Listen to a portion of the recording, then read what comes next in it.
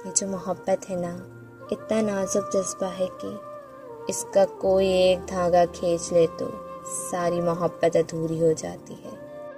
दुख कबूल है लेकिन अब तेरा नहीं होना। ज़बरदस्ती की नज़दीकियों से सुकून की दूरियां बेहतर हैं।